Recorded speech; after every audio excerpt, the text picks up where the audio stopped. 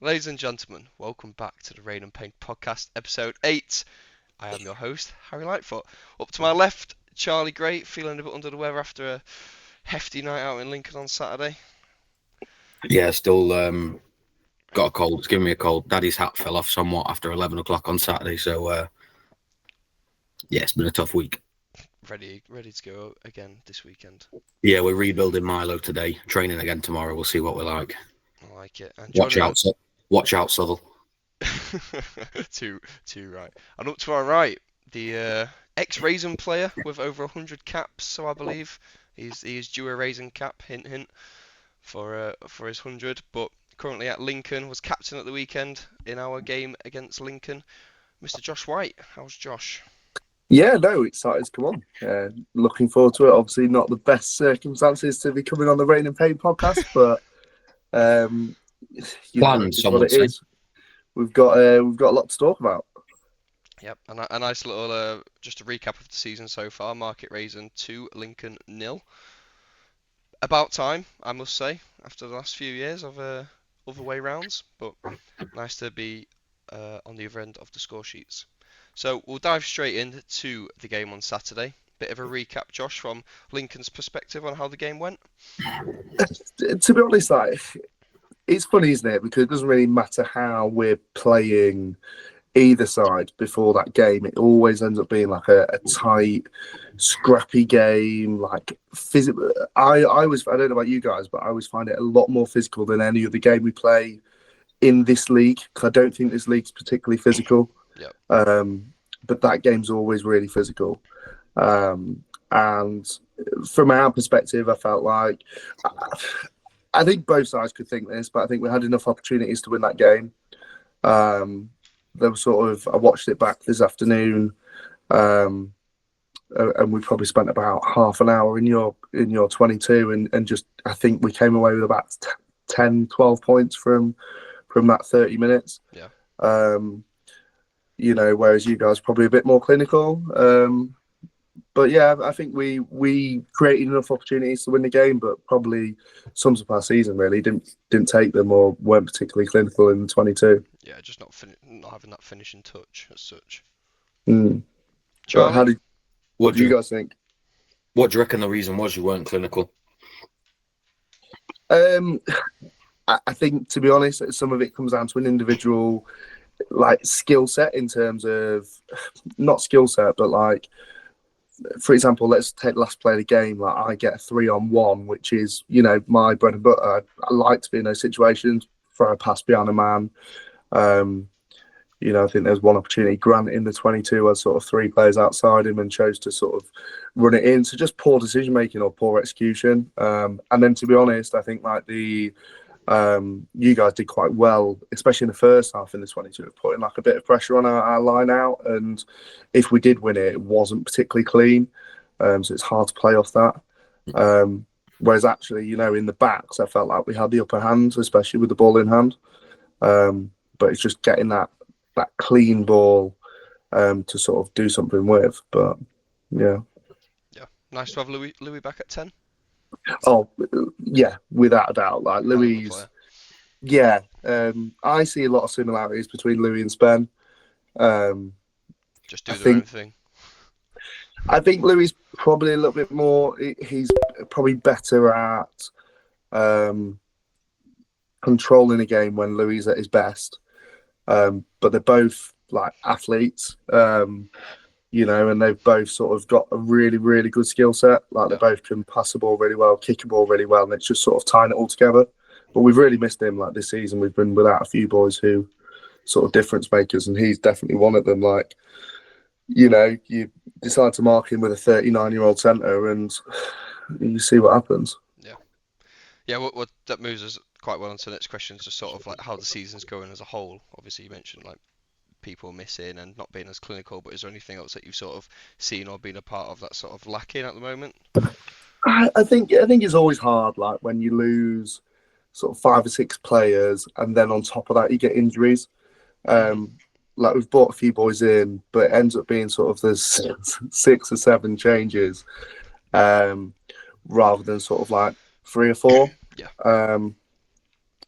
So yeah, I think a bit of it that I think also as well, sort of.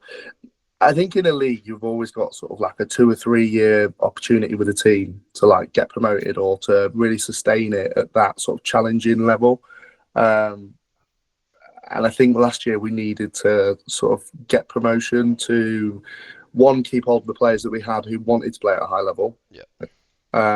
And two, just to keep that momentum rolling. Has been difficult, sort of availability. I don't know about you boys, but like availability now, like just seems to be so hit and miss. There's less of those players who are just they're available every single week. Yeah. And we've got some like fantastic players available to us, but probably like 1 in 3. Yeah, Like, I'd say for us, probably within the last 6 weeks, we've probably had the best consistency we've had in the last couple of years. 13 players out of 18, probably week in, week out, which we've had, which probably goes a long way in our performances because we're getting that consistency in players and actual performances because we're all doing it together week in, week out. So I think that's been a big thing for us the last few weeks, especially getting the performances in. The first 6 weeks we had chopping and changing all sorts. We had a different team every week. It was like people's coming in from all over the shop. yeah, and you end up sort of like you put band-aids on it for a week, don't you? It's like I know, taking the piss about sort of 39-year-old centre, like Paul. Really, like I'm sure he doesn't want to be playing. Like he's 39, like he still does. Let's face it, a bloody good job.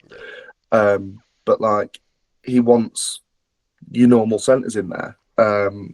And yet he's probably played like look at your team sheet. He's like what 6, 7, 8 games this year. Yeah. Like, and it's tough to find out. And once you do get a bit of consistency, like you boys have had for the last 6 weeks, you've had some really good results. Yeah, it shows. Like I was saying to the boys, like on before the game, I was like, you look at the results and even the losses, like you've lost to teams that are difficult to go away to, but by a point.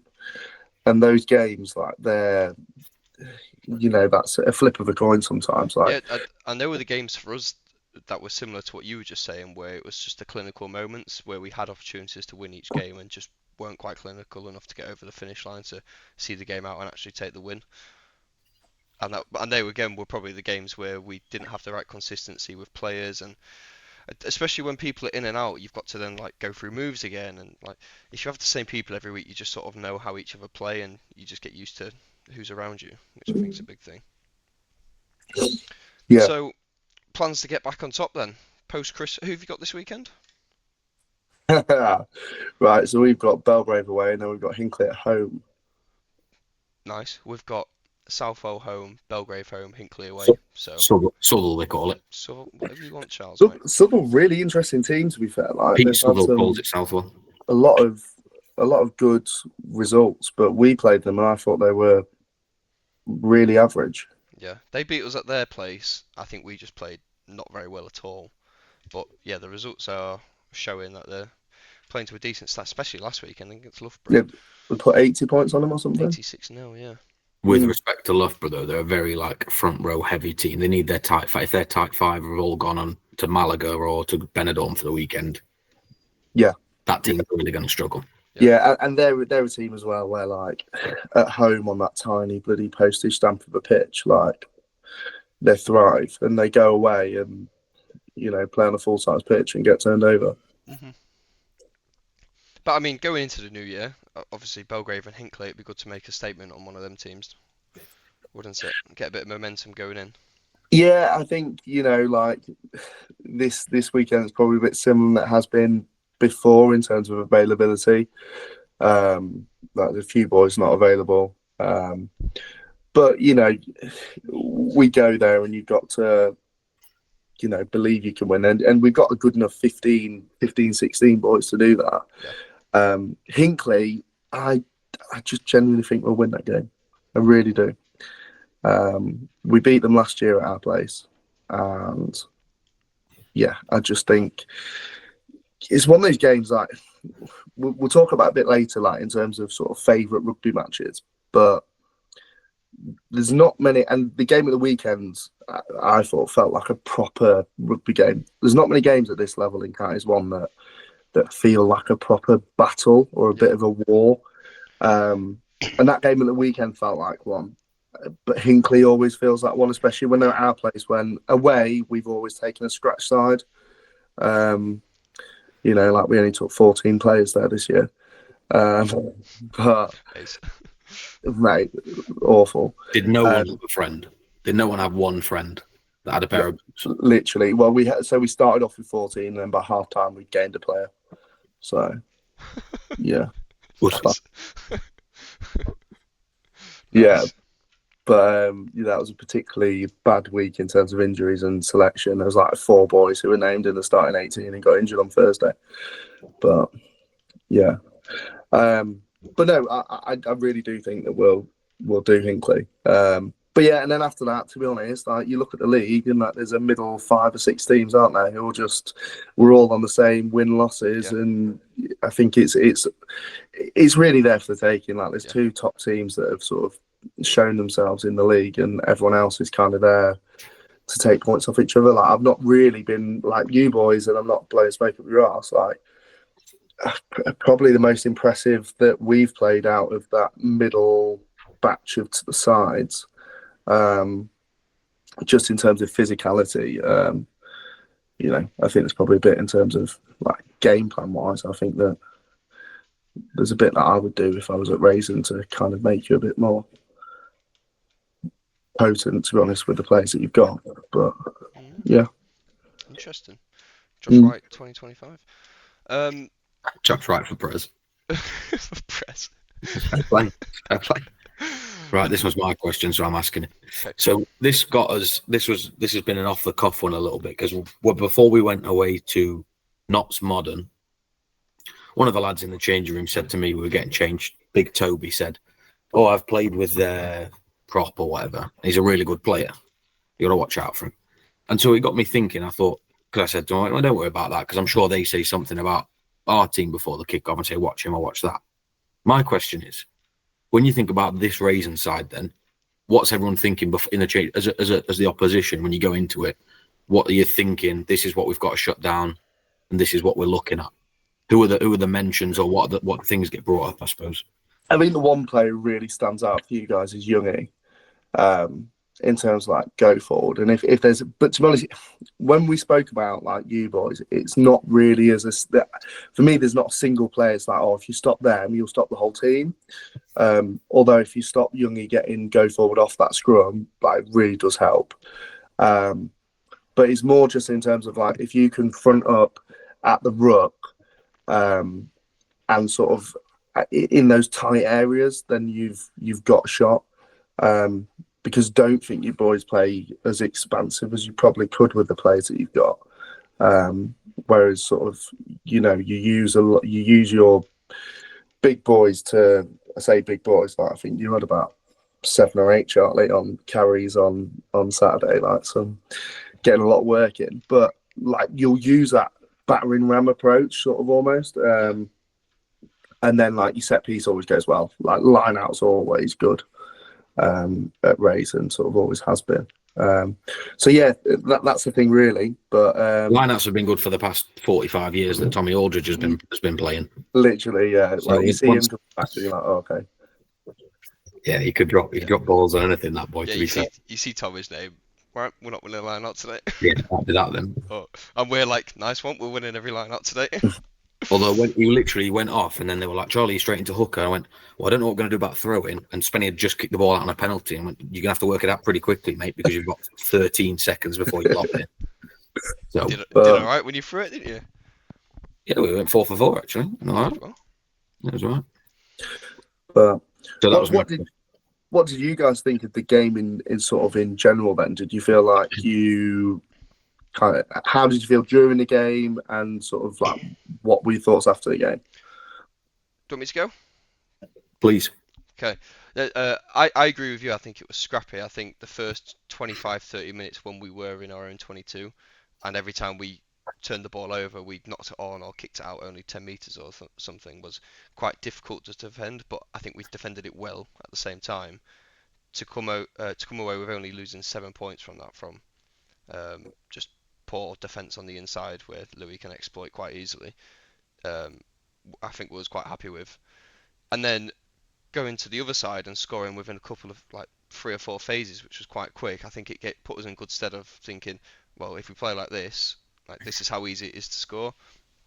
Obviously, wasn't the case, but I think the bits we did well, we did very well, and the bits we did bad, we didn't do so great. But I think the things we did well um, was able to get us over the line in the end.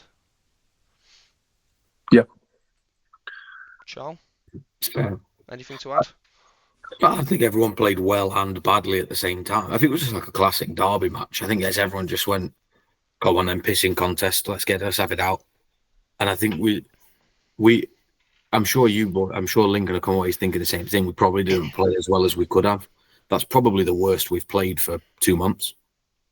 That's honestly probably the worst performance we've had for 2 months because we didn't make those great decisions and we didn't do all the things that we've been getting really clean at doing, and we went a bit back to like we said this, we spoke about this the other night. We went a little bit back to like Colts rugby, where right, he who does the tackling does all the tackling. He who does all the running will do all the running.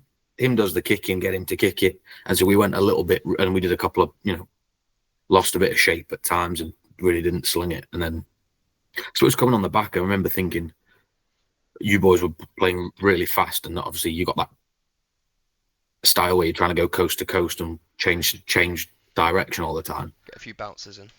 A lot of bounce. I didn't want to give the code word away if I didn't say it, but because to be fair, there was one point where we've all gone the other side, and I heard someone say bounce. So I went, well, that means I've got to go that way. And luckily, we got there just in time. So I was literally, you can see it on the video, I'm walking off. Someone's got bounce, go up, stick it in reverse. But It's fine. yeah. Belgrave don't watch this podcast. It's fine. Yeah. Not yet. And if someone There's says bounce, a spike of viewership in Leicestershire. Yeah. so yeah, no, I think it was good. I think it was as you say, it was a bit of a battle. It was a bit of a war. I think everybody probably enjoyed it. I don't think anyone was like massively disheartened with. I suppose obviously it's always harder losing, of course, but I think no one felt disrespected or no one felt like, oh, we've not. I don't think anyone could sort of walk off that pitch and felt like, oh, I didn't put anything into that. Yeah, I suppose that's what I'm trying to say. Yeah.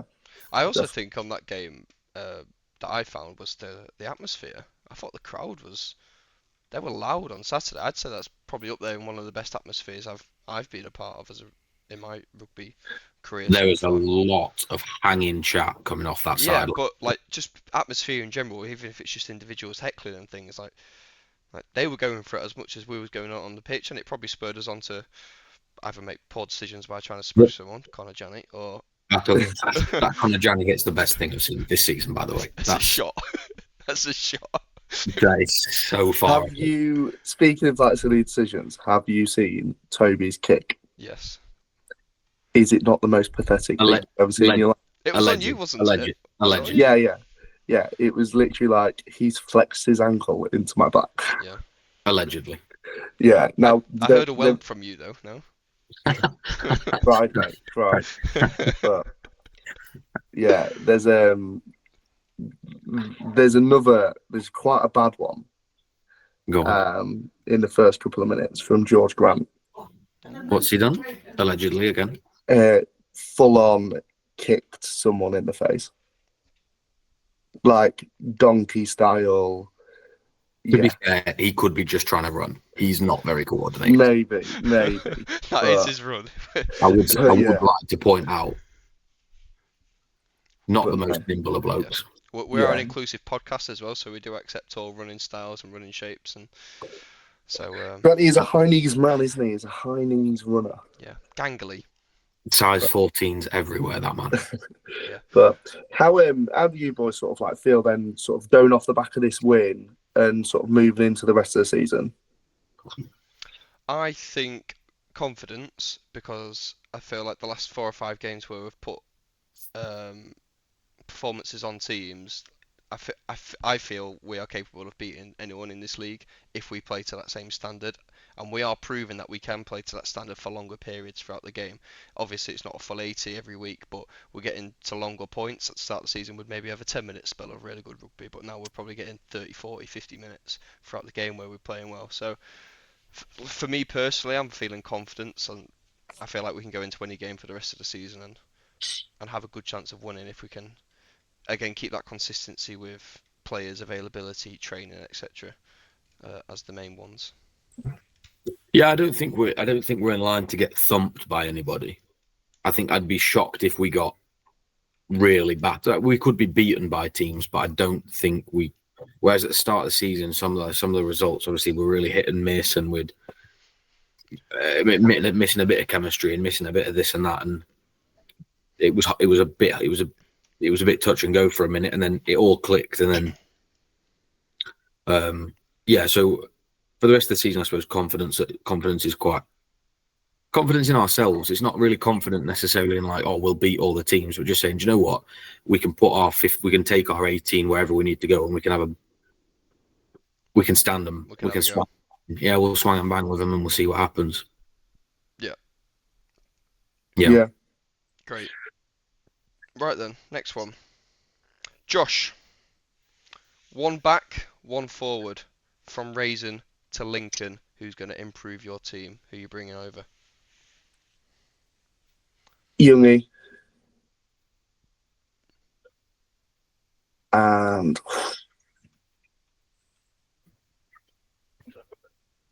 back's quite tough, you know. I feel like I think your back had a good game on Saturday. Yeah. Was that 15 on debut? That big Charlie? Yeah. It wasn't 15, I think it's 14, but he played well. I think he was debuting. Yeah, first game. I think it would either be probably for what we would need. I would want either yourself, Harry, or I'd want Spenny. I'd want someone who can play sort of like multiple positions. You know, has got sort of a bit of a. And Harry used to be a 9. I don't know if you know this. Back in there. He says it every week on the podcast. So Harry actually used to be a 9. Yeah, I did. Yeah, I feel like probably either Spenny or yourself, Harry. As I'm on your podcast, I'll say Spenny. Perfect. I'd take Spenny. I'd pick Spenny as well. I wouldn't pick Spenny for our team. If we're trying to drop it. Spenny just has an array of everything. Like, he can just do everything quite well, and is quite unpredictable, which is very good for an opposition, but not so good for us sometimes because we just have a clue what he's going to do. But like, he does make stuff happen, and it's quite nice to see sometimes. Yeah. Perfect. Well, you were captain on Saturday, Josh. So talk to me about your captain team talk at the start of the game, and also take us into Lincoln changing room. Who's sort of talking? Who are the big noises in there? What's sort of been said before walking out? To be honest, I'm not really. I think you go in sort of thinking like, I think a couple of years ago I thought, I really want to be a captain. I think the last year or two probably realised I'm better off as that kind of vice captain kind of role, or a captain with someone who is like a big talker. Because I'll talk on the pitch and I'll talk sort of about details of what we need to do, but I just find it a bit embarrassing when, you know, the whole like, oh, we need to smash them, lads, or we need to get up for this. Like, yep. I just find it embarrassing. So not really that, but just sort of just go through with people, say that we need to, you know, focus on that first interaction, that first sort of, you know, whatever you do in your game, like what do you want to do well, you know, and sort of hone in on that for that first 5 minutes. Yeah. And then to be honest, like you've got Grant and Josh Pearson, who's our 7. They're sort of good at the G'ing people up kind of thing. Yeah. So they'll do that. And it's the same with Matt Keaton, because Matt Keaton, obviously our normal captain, is a quiet bloke. He's not a big sort of like shouter and ranter. But yeah, so Grant and Josh Pearson tend to sort of be those sort of like real sort of like G'ing people up. Yeah, it's good when you can have that balance within it as well. Because people come to you for the actual advice, and then they'll probably come to Grant and be like, right, just make me make a tackle or something. But, yeah. Like, let's face it, you've both played with me. I'm not inspiring anyone to make some fantastic defence, am I? Yeah. But yeah. But also like leading by example as well. I think Grant's a great example for leading by example. Like he'll always put it out on the pitch first and take people with him almost. People see Yeah. him do a big carry and I think, "Fuck, oh, I should probably get going." Which I think's a good thing about like Pryor for us, Youngie for us, making them big one-up carries boosts everyone forward to be like, right, I need to make the next one. Yeah. So that's good. No, it's yeah, and obviously it probably makes it a lot easier for Spen because Spen's not that bloke, but he's got those blokes around. As in, he's not the shouter and or the let's go and fucking smash him, rah, rah, rah. But you've got boys in there. He who does can say do rah, that. rah, rah a lot, to be fair. Yeah, He doesn't say any of the other stuff, but Farmer rah, rah, speak, rah isn't it? is firmly in the That's just vernacular. part of his stutter. Lord, Yeah, just drivel. it sounds like a moped spluttering. But you've got those boys in there who can sort of do that for him, so you don't need that. Amazing. Charlie, do you want to move on to the run it straight, mate? Oh, we done all the other ones, have we? Oh no, sorry, I've missed one. Oh. Right, we do a weekly run it straight challenge. So we ask, who do you really want to see in a run it straight challenge that you could run at and pile into and have fun with, and who do you not want to see? Okay, so is this? I don't want to see in terms of I don't want them tackling me or I don't want them running at me. Let's say you've got to do 2 legs with each player. One person that you're going to run at, then be ran at by, who do you want to see, and then the same job, who do you not want to see? I fancy myself against Lloyd. I'm not gonna lie. Okay. Or Fair play. Dundee, just on a sheer weight thing. The other one I did put down now. He's very good at running it straight, not so much at the tackling part. Is old Toey. Likes a little. I'd fancy myself to run over Joe. Okay. But yeah, but no, I'd probably go Dougie, and then the ones that I put in terms of, I went with 2 that I wouldn't want to see in terms of, to be honest, probably tackling and to tackle them. I've got an older school one, as in he was with you last year. He's not been there this year. Bit of a controversial bloke, Aussie Jake. Aussie Jake. Yeah. I just won't fancy it because there's 0 arms. He's throwing everything into it. We do unfortunately have to bleep that name. He'll probably put you on the way down as well. Yeah. And then the one that I just wouldn't want running at me is Youngie. Yeah. For obvious reasons. No About- Jake Pryor. No Jake No Pryor. Jake Pryor being called. That's a hard one. It's a rare Jake Pryor non-existent there. What about within Lincoln and your team? Who I'm not fancy. Like in training, Tuesday training, it's a bit of contact.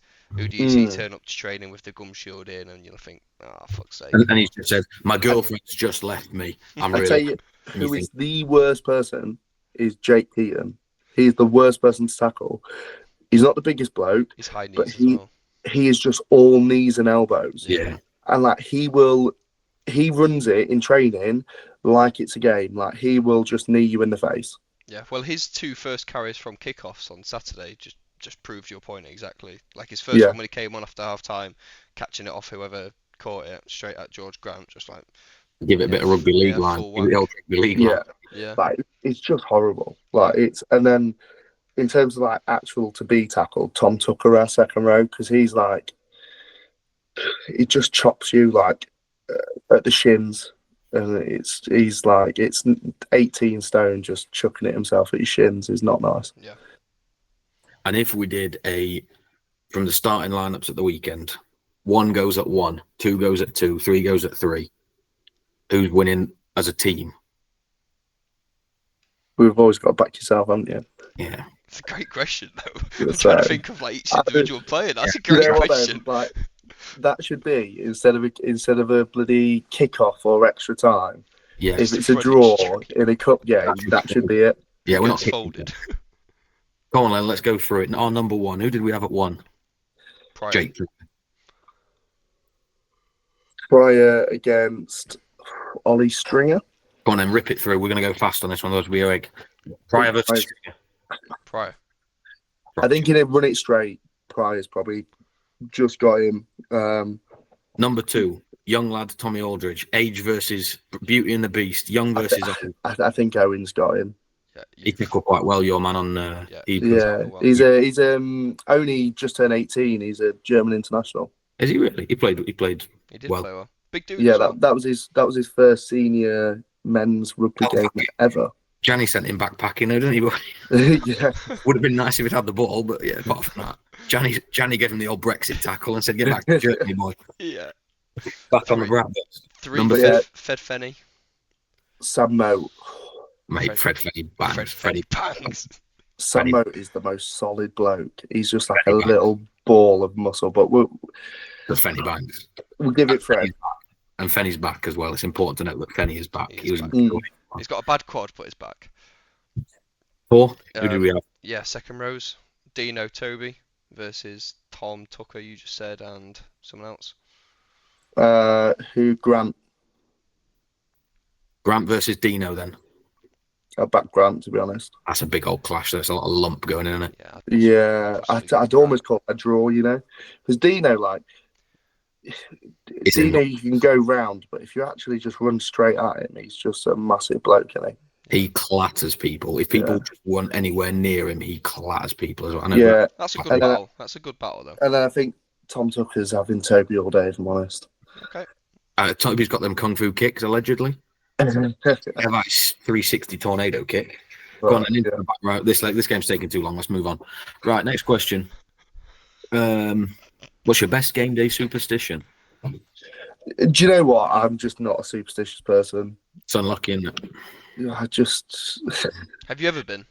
when I was a bit younger, like I used to always sort of like wear the same pair of socks to every game. Everything would have to be. Wouldn't have to be, but everything would be the same in terms of I'd always wear the same stuff to the game. You know, I'd always wear the same. Whereas now, like, I'm just not bothered. Do you reckon it's to do with confidence? Because I reckon as I was younger, was probably more superstitious, but probably had loads more pre-match nerves. And actually now, I don't know if it's just maybe just a bit older, but can just walk on. One time they called me on Friday night and said, can you play? I was like, yeah, it's fine.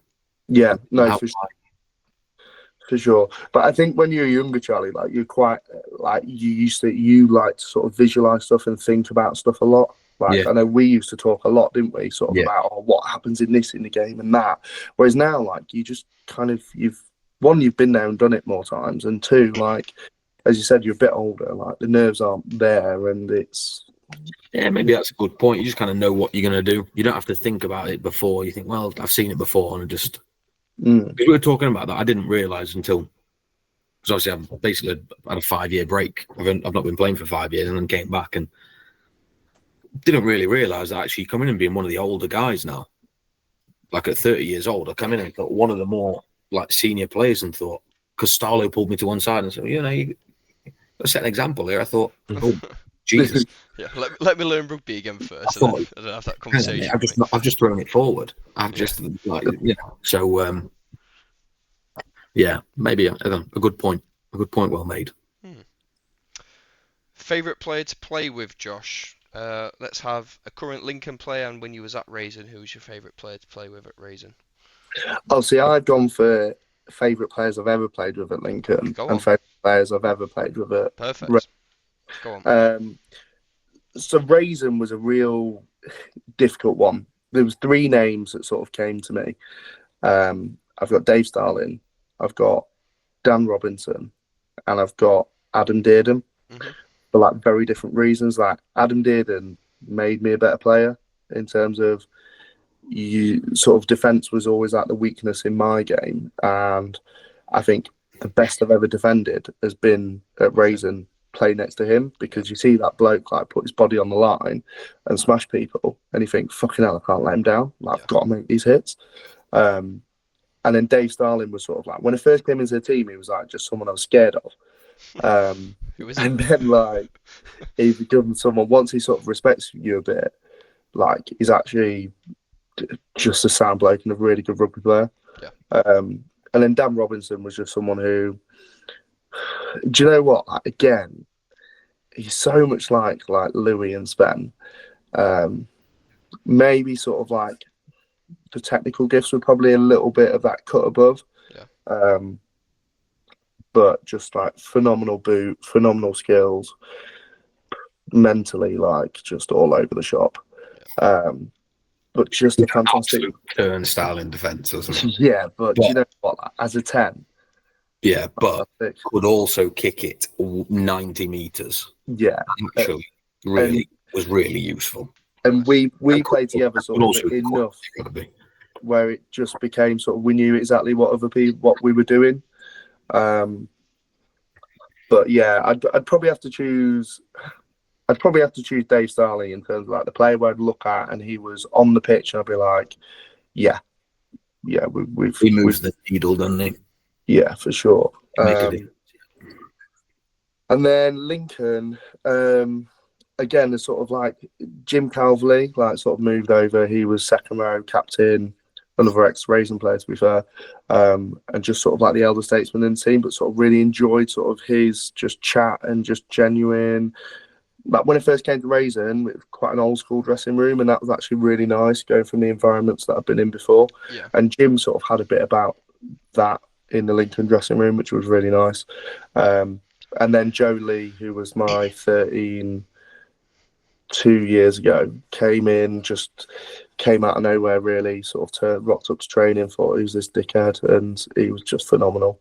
Like you just pop up, you'd know exactly which line he was running, and you just pop a ball for him and be fantastic.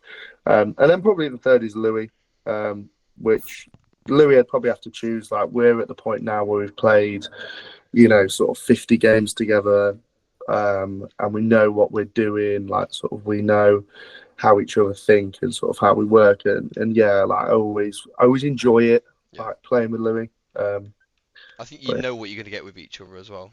So just like what you just said, but just having that going into the game on the same wavelength and being able to call the same moves at the same time or whatever you guys do, it just works and it shows when you play together. No, for sure. Nice, good answer. Who's yours, Charlie? What's my what, sorry? Favourite player to play with, mate? You got one in mind? Samson. You've never played with him? Don't think I have. No, that's a lie, actually. Last year, I went down and played for the twos against Scunthorpe in the Cup, played at 12, and had an absolute stormer. Scored 2 tries, set up Duff with about 3 tries, and Sam Sutton played hooker. Yeah, quality game. Okay. That's I've had 2 appearances at 12. Very mixed bag. Yeah. But, so strangely, when I played... How did that first team go when I saw that first team sheet go out with you at 12, and I was like, oh, what's going on here? It was my 3rd game back, the week before I played prop. And... It was tough as well, because you was playing with Marius, and you'd never even met Marius before the game. So, yeah, I shook his hand, and then we started as a 12-13 combo. So the chemistry just wasn't on, like, you didn't know how each other played either, which didn't. We couldn't finish each other's... Dogs. Don't interrupt me, please. We couldn't finish each other's sentences. And he... no, it was good. Marius is a good player, but he was whining. Quite a funny story, actually. About 60 minutes in, he was whining. He's going, "You're not giving me the ball one time." I was like, number one, what did you expect? But also, fine. First time he crashes it up at 12, gets injured and goes off. I was going, it's not that easy, is it, mate? It's not that easy, is it, Marius? But we went all right, actually. It was, I'd probably have a better shake at it now that I've been. I've trained Who's more. it against? Hinkley. Oh, Hinkley, wasn't it? Yeah, I've got quite a lot to go forward, though, to be fair. Yeah, you did. Ball in hand, you did well. Yeah, quite a lot to go forward, but yeah, again, it was a bit of a mixed bag, but it was all right. Mm-hmm. What was my question? What was my favourite player to play with? Samson. Mate, I like playing with Pry. I like Granty. I like Chris Starling. Do you know what? Actually, I'm going to give Chris a shout out. Chris was my favourite because there was something about. Obviously, I've got a little bit of empathy, and there's a bit of a unity there because we're the same height, same body type, same anger issues, and there's just something about scrummaging down me and him on that side. Other teams looking at us thinking, "Oh, there's no way these 2 dwarfs are going to go through," and then we'd be up and in. Nice. I loved Chris's like just chat around the pitch, like really, really good communicator on the rugby pitch. Yeah. And Jenny, he was someone actually that sort of only just he'd probably be number 4. But one of my favourite blokes around the club. Yeah, got a lot of time for Chris. Top bloke. Yeah. What about yours, Harry? We didn't ask you. No one ever asks Harry the questions. He spends all the time asking Josh. No one ever asks him. He'll name some obscure Grimsby player. No, I'm going to go with a Rasen player, and I didn't actually play too many games with him, but the games I did play, I just loved having him like in front of me. Adam Goodwin. What a good boy as well. Loved an Adam Goodwin in front of me. One more season, Goodwin. But also like a Granty. Love having a Granty on the team. Yeah. Say no more. Josh, big question then. Most memorable game or moment of your career so far? I presume you've probably got a couple written down, but yeah. So I've thought about a lot, and do you know what? 2 of them ended up being, fairly mundane games. Like, so I don't know if you played in this game, Charlie, or not. Like, but we played Bugbrook at home. This is when we were in what would now be like Regional 2, the old Midlands 1.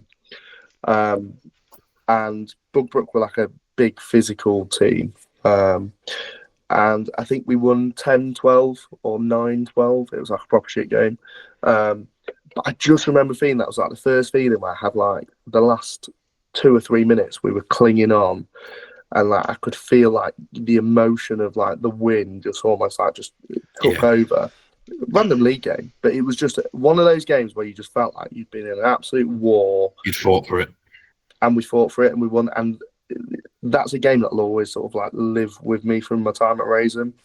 And then I say like for Lincoln, just the other one in general that comes to mind is the Hinckley home win from last year. Mm-hmm. Another just like dogged win. It was like the same kind of feeling.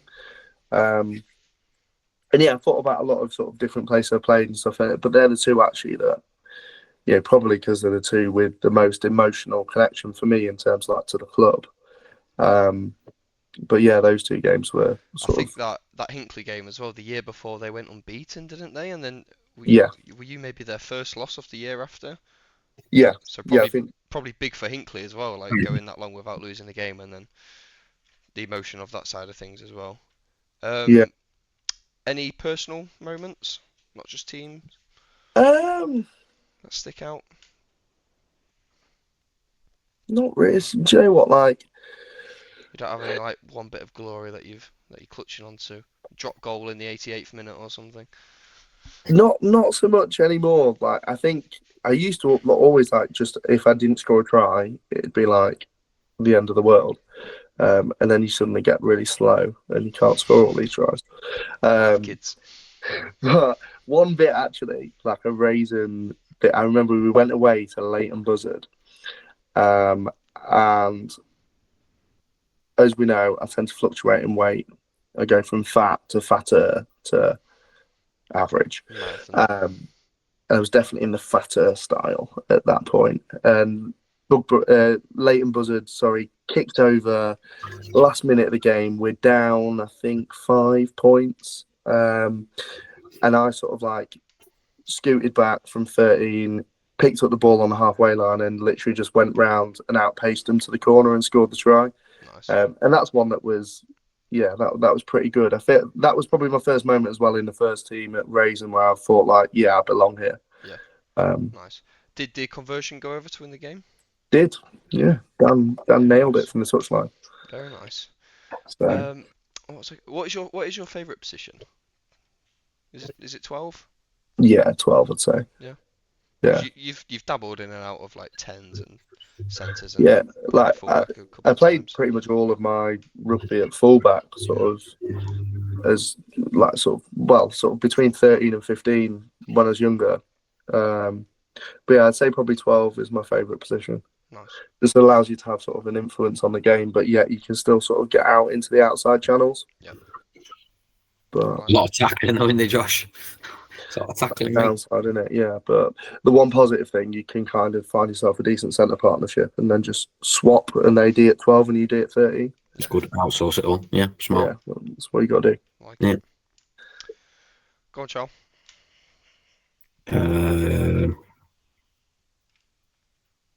What's the one thing you miss about Market Rasen?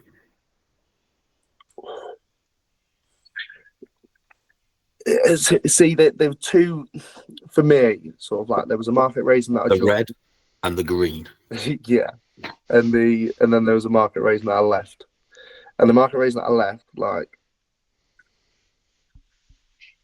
Rory Pike is all I can say. Like it was just fucking horrific, just really bad. But I missed that sort of when I first got there, and it seems like you boys have got this now. To be fair, and we've had it at Lincoln as well. It's like a real sort of like camaraderie and that thing where you're going on the pitch with people that will, you know, fuck someone up for you. Yeah. And yeah, like just that feeling of like where you feel like you go into war with someone, which is like a proper rugby cliche, and I think people who don't play rugby don't really get it. But it does feel like that. Yeah. One thing that I don't miss from Market Racing though is all of those bloody old boys from Midlands 4 telling you how amazing they are.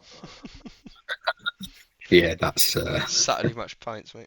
Oh Yeah. man, honestly, back in my days, score 40 tries. It's like, yes, so would I playing against bloody Grainthorpe and Middle Raisin.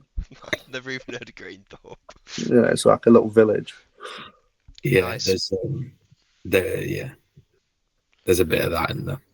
Yeah, They call it history. yeah. Well, moving on to the final question before the little game we've got at the end, Josh, is when/is there a Josh Wright return to the red and green of Market Raisin? Hey, that's me done, lads. Forever. I don't feel like you can. You know, I'm not. I do really want to coach. Like, I really want to coach. Like, I'm a proper rugby nose. You know, I'm not saying that would never happen in the future if something arose. But to be honest, like, I think there's enough homegrown racing lads. Yeah, like playing days, definitely not. Like, I've only probably got another year or two left in me anyway.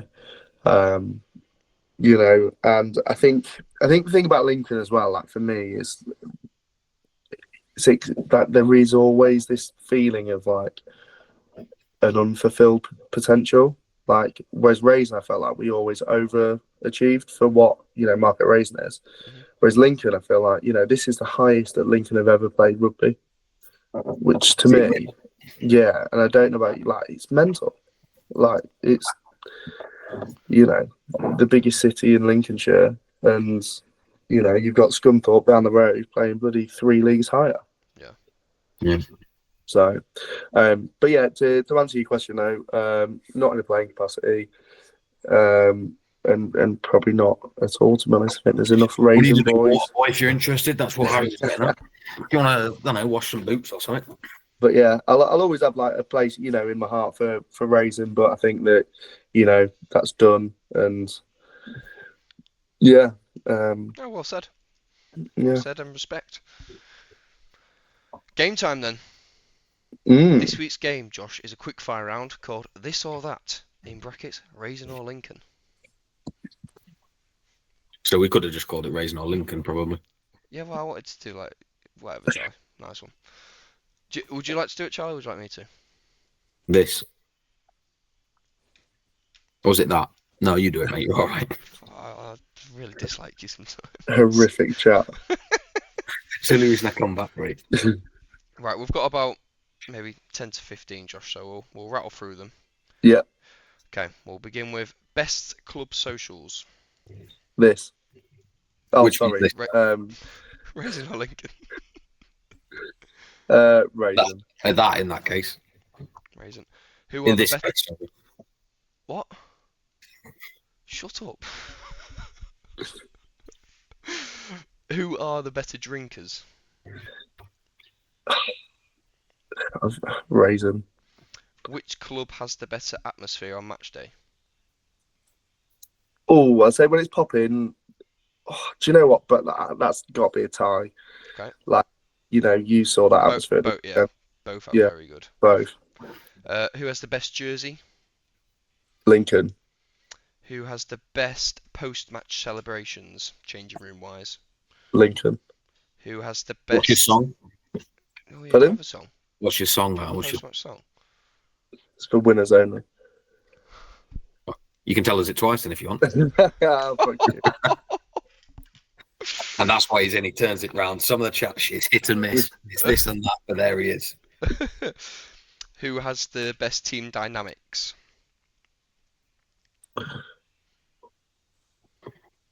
What do you mean by that? What we including? No, just everything as a whole. They've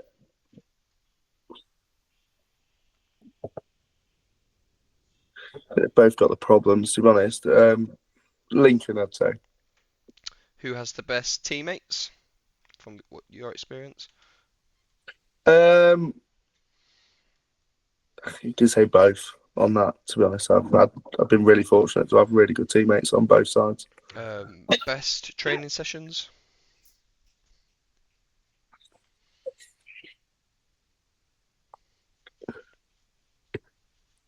Lincoln. The better captain that you've played under?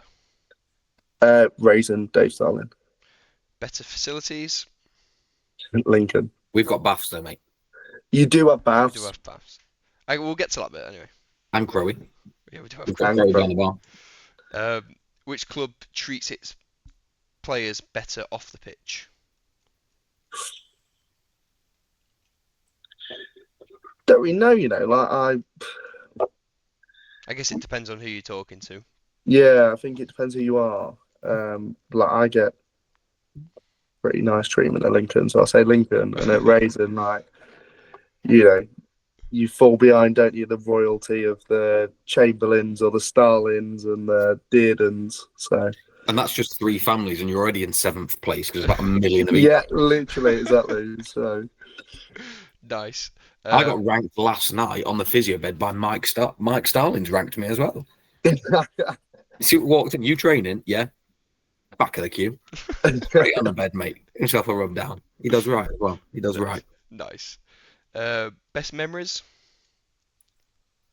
Ooh. I'd say those first couple of years at Rasen, they'll. Peak days. Yeah. Nice. Which club's fans give the best heckles? Lincoln when When they're on it. Although That counts, sad. the best heckle I've ever had is when Lincoln played Grimsby and someone said, "You still owe subs at Rasen," as a heckle to me. And I was like, yeah, you're definitely not wrong. But what relevance this has? And just to put it in perspective as well, I just scored a hat-trick. And one of the Grimsby fans is heckling me for not paying subs at Rasen. Yeah. Which I was a fucker for, especially when I was at uni. Are you now paid up at Rasen? Probably not. Are you still owe Probably rent not. money from Saturday? Yeah. Well, no, that's fine. So I wear trainers to every game, so I get fined every game. Oh. Which That's club has the coldest showers? Oh. And coldest showers. I'm going to say Lincoln, although we never really get a cold shower. But do you know what? Actually, no. If Crowy a couple of times has forgotten to turn the heating on, and it's been Baltic, then a cold bath is the worst thing in the world. I think we've had the past probably 8 weeks where we've made the bath too hot and we've lost out on all the hot water for the showers. So No, I will go Rasen on that, because to be fair, we never have a cold shower at Lincoln. I was just thinking of red hot baths. And final one, the best away bus or best away day. Ooh. Like when there's a bus on, who has the best away day? Yeah, see, I'm not really I can't really talk on this, because I'm always have to travel to away games in a car to get back for work. Oh. So, yeah, on that. Although the most mental bus I've ever been on is the tour bus for Rasen. Do you remember what was that tour called? Was it the St Andrews? Rain and Pain, baby. Oh, it was the Rain and Pain. It was the Rain and Pain tour. Nice. But that was when Lee did and turned up as a choir boy. Yeah, just phenomenal. Just a bit mental. Yeah, Another man who's done the double, who's done Lincoln and Rasen. yeah, yeah. There's quite a few, as well, especially with captains like Jim Calverley, leaded, and myself now. Yeah, just in sort of that's just like the last 4 captains of Lincoln. So Nice. yeah, Well, but anyway, yeah, Josh, thank you very much for coming on.